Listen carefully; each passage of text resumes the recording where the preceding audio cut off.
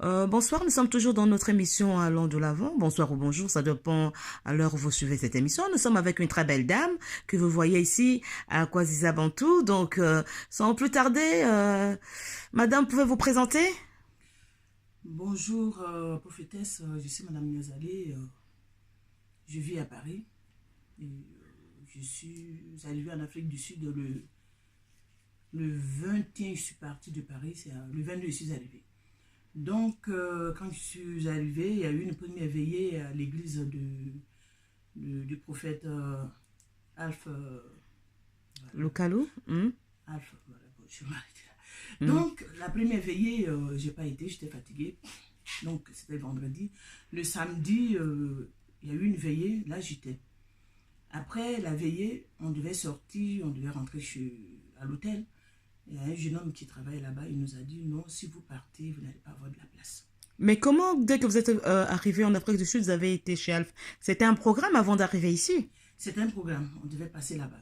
Oui, Voilà, d'accord. j'étais Donc, vous avez déjà entendu parler de ce pasteur? Oui, déjà oui. D'accord. Donc j'étais avec ma mère spirituelle. Oui. On devait passer par là avant d'arriver ici à Koduzambato.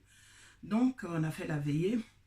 Le samedi, on est resté sur place. On n'est pas sorti de l'église. Vous avez fait, donc vous avez dormi, vous avez prié à l'église et vous êtes resté là-dedans. On est resté là-dedans, donc on a travaillé. Mais pourquoi vous êtes resté dedans? Donc il y avait déjà des miracles. Oui, parce qu'il y avait tellement de monde. Le petit qui nous recevait, il a dit si vous sortez dimanche matin, vous ne pouvez pas avoir de la place. Donc il y a des gens qui dorment la nuit là-bas Oui. à l'église pour avoir déjà de la place dimanche. À l'église, ils ne dorment pas à l'église, mais derrière. Donc dehors. Au dehors. Oh là là. Devant le portail. Devant le portail. Voilà. Ouais, toi qui viens de la France, tu viens de Paris, tu vas dormir devant le portail. C'est ça. Donc, pour ne pas qu'on reste devant le portail, le jeune homme qui nous a reçus, qui est le fils spirituel de ma maman spirituelle, a dit qu'on reste à l'intérieur. Et donc, on a travaillé. On a placé les chaises. Mais c'est immense. Il fallait placer les chaises pour que... Vraiment, on a bossé la nuit. Donc, on est resté là jusqu'au matin. Puis, et pendant le lendemain, dimanche, là, pendant le culte, il devait être 11 h par là, je ne sais plus exactement, ou midi. Sur les grands écrans, moi, je vois un véhicule. Bon, moi, je parle pour moi. J'ai vu un véhicule qui rentrait dans la cour de l'église. Un véhicule pendant le culte? Pendant le culte. Oui. Il prêchait. D'accord. Puis sur l'écran, parce qu'il y a des caméras qui sont derrière. Oui. Au dehors, quoi. Donc, ce sont ces caméras-là qui montraient le véhicule. Et moi, je touche ma mère spirituelle. Je dis, maman, il y a un véhicule qui rentre. Et tout de suite, quand elle a levé les yeux, elle a vu que c'était un corbillard. Ouais. Que vient faire le corbillard à l'église? Qu'est-ce que vient faire le corbillard à l'église? Entre-temps... Même avant que le corbillard n'arrive, il y avait déjà des miracles qui s'opéraient. Les paralytiques qui marchaient, les aveugles qui voyaient. Donc, toi, tu as vu ça? Moi, j'étais là, j'ai tout vu. J'ai tout vu. Donc, quand le corbillard... Il n'y avait pas de trucage, il y avait un miracle, des miracles normaux. C'est vraiment dommage pour les chrétiens. C'est vraiment dommage. Qu'on ne croit pas, qu'on pense qu'il n'y a que le diable qui peut opérer les miracles. Le véhicule est rentré dans la cour de l'église. Déjà avant que le pasteur n'arrive, le mort avait déjà commencé à bouger. C'est pas quand il est arrivé qu'il s'est réveillé, non. Le Seigneur avait déjà commencé son œuvre. Donc, dès que le cercueil est rentré à l'église. Dès que c'est rentré dans la cour Dans la cour, la cour de l'église. Mais normalement, ils allaient où comme ça? Parce qu'ils allaient à l'enterrement ou... Ils partaient enterrer le jeune homme qui est mort depuis 6 jours. Donc, c'est sa mère qui est chrétienne qui dit que non, il faut qu'on passe par l'église. Oui. Elle croit que le pasteur peut ramener son fils à la vie. Donc, elle avait la foi. Elle avait la foi. Et c'est comme ça le corbillard est rentré dans la cour de l'église. Mais il n'était même pas encore à l'intérieur de l'église. C'était au dehors. Et donc, son attaché de presse qui court, qui l'arrête. Pendant qu'il prêche, il arrête. Et donc, il a suivi, ils sont sortis. C'est à l'aller, parce que l'église est grande. Pendant qu'il partait, le bonhomme avait déjà commencé à bouger. Donc, quand il est arrivé, il a dit de débloquer le cercueil parce qu'il était scellé. Il était condamné. Voilà. Et c'est là le cercueil a été débloqué et il avait commencé à bouger les doigts. En même temps, il a ouvert la bouche.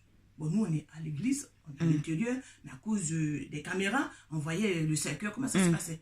Voilà. Donc, le miracle était vrai. Il n'y a pas eu de trucage. Déjà, il y a du monde. L'église est immense. Qu'est-ce qu'il va encore chercher à aller faire un truc avec un cadavre? Pourquoi? Parce que à part ce cadavre-là, il y avait d'autres miracles qui étaient déjà là. Il y avait d'autres miracles.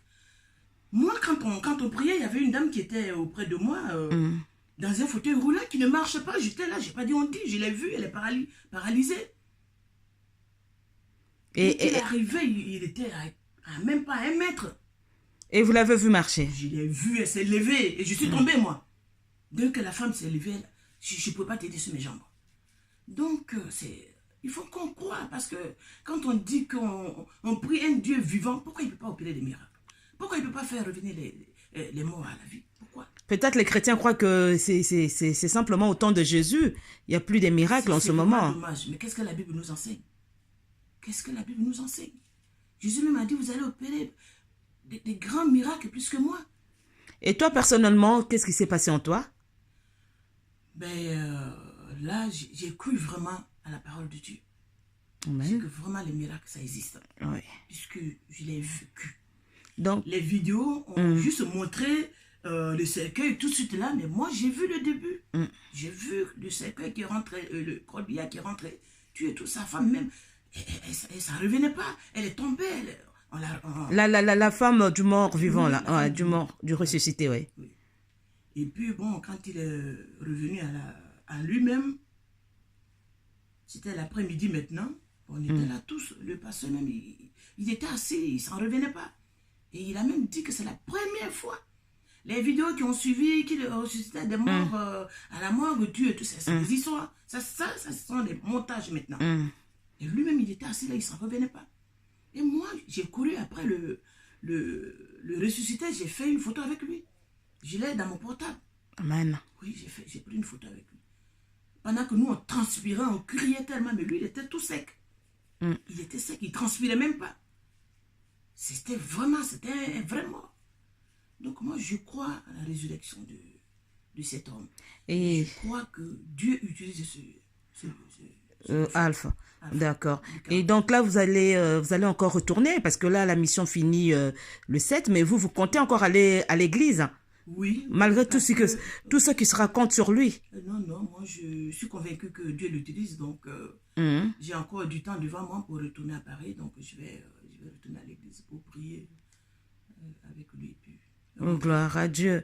Donc là, Bernadette, comme vous venez d'entendre, elle a vécu le miracle d'Alpha. Mais on en profite aussi, comme c'est le mois de la femme, qu'est-ce que vous pouvez dire par rapport aux blessures intérieures? Un mot pour les femmes, aux blessures intérieures. Les blessures intérieures, il y en a plusieurs. Hein. Il y en a plusieurs, les blessures. Bon, pour vous. Ta propre famille peut te blesser, tes enfants même peuvent te blesser. Donc, moi, ce que je peux dire, hein, c'est de s'accrocher à la parole de Dieu. Hein. C'est la parole qui peut nous guérir. Sinon... Et vous-même, vous avez connu des blessures intérieures? Oui, bien sûr, bien sûr. C'est pourquoi je m'accrochais à la parole. Et vous les avez cicatrisées? Ça pouvait se faire. Donc c'est en cours de cicatrisation. C'est en cours de cicatrisation, ça peut se faire. Avec la parole, ça peut se faire. Ça fait du bien. Gloire à Dieu. Nous vous remercions et encore C'est moi. merci. Que Dieu vous bénisse. Amen. Merci. C'est bon de Dieu.